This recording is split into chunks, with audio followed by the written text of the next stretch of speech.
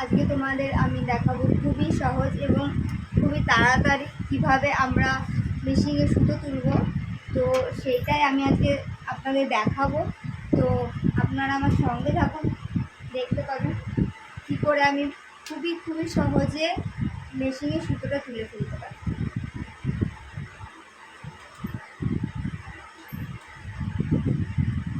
তো কদিন আমার কাজ করা হয়নি কোনো, তো তার জন্য মেশিনে একটু নোংরা আছে, তো নোংরাটাকে আমি পরিষ্কার করে নিচ্ছি, যেহেতু নাহলে মেশিন চালাতে প্রবলেম হয়।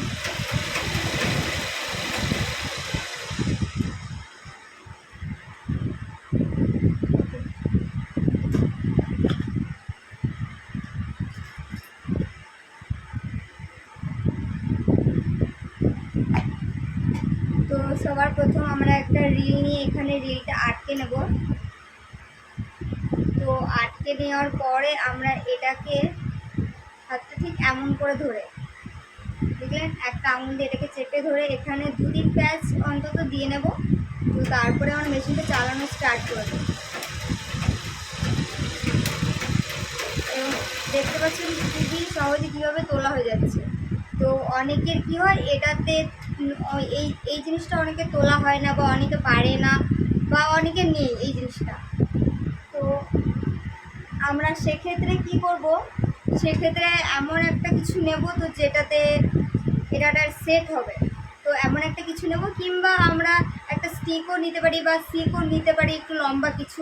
তো আমরা তেমন কিছু একটা নিয়ে তারপরে আমরা এটাকে আবারও চালানো স্টার্ট করব।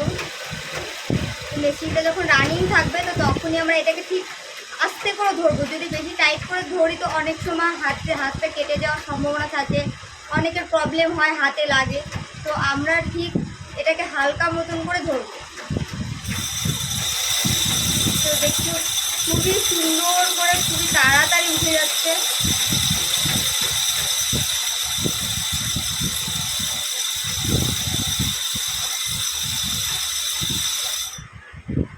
তো তোমরা দেখো কতটা টাইট হয়েছে, কতটা টাইটভাবে সুতোটা তোলা হয়েছে, কতটা সুন্দরভাবে তোলা হয়েছে।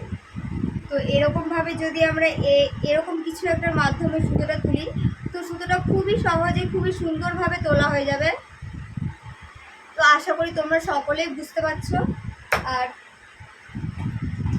তারপরে আমরা এটাকে সেট করব। এই সুতোটা আমি আগে থেকে কাটিনি, আমি এই সুতোটা ঠিক এখানে আগে সেট করে নিই, ববিন কেসে আগে সেট করে নিই, তো তারপরে গিয়ে আমি কাটি। তো এটাকে ঠিক এইভাবে ধরে নিয়ে সুতোটাকে, তারপর এটাকে আমরা সেট করে দিলাম। সেট করার পরে আমরা একটা কাঁচির মাধ্যমে এটাকে এতটা মতো রেখে, ঠিক এতটা গ্যাপ রেখে আমরা এটাকে কেটে দিলাম। তো তারপরে এটাকে আমরা আটকে নিলাম। তো এবার তোমাদের শেখায় সুতোটা কিভাবে এখানে আমি সেট করব। ডবল মেশিনের অনেকের অনেক সময় সমস্যা হয়, সিঙ্গেল মেশিন চালাতে চালাতে ডবল মেশিন ইউজ করতে গেলে অনেকের সমস্যা হয়, সুতোটা লাগাতে অনেকেরই সমস্যা হয়। তো সেটা তোমাদেরকে আমি দেখিয়ে দিচ্ছি।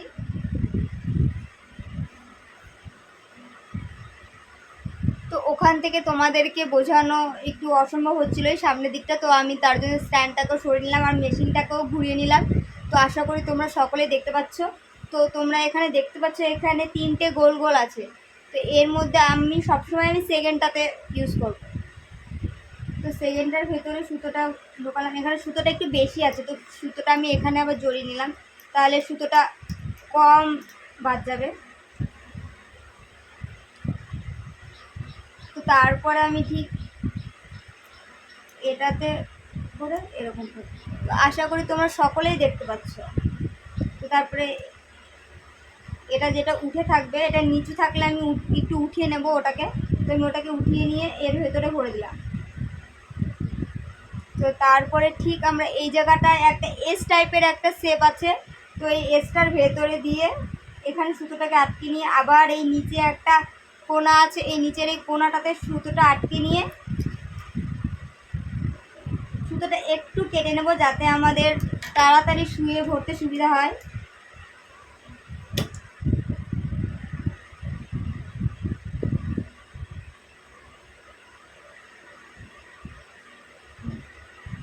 তো আমাদের ঠিক সুতোটাকে আমাদের সেট করা হয়ে গেছে। এবার নিচের সুতোটাকে ওপরে আনবো। ঠিক আমরা এই সুতোটাকে যেটা আমরা শুয়ে ভরলাম, তো সেই সুতোটাকে আমরা টেনে রেখে সবসময় সেই সুতোটাকে হালকা করে টেনে রাখবো, বেশি টানবো না, হালকা করে টেনে রেখে তারপরে আমরা এটাকে একবার শুধু রাউন্ড দিলাম। চাকাটাকে একবার রাউন্ড দিলেই সুতোটা উঠে আসবে।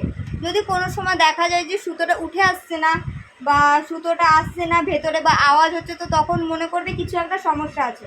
তো সিম্পলভাবে যদি সুতোটা খুব সহজেই উঠে আসে তাহলে মনে করবে কোনো সমস্যা নেই।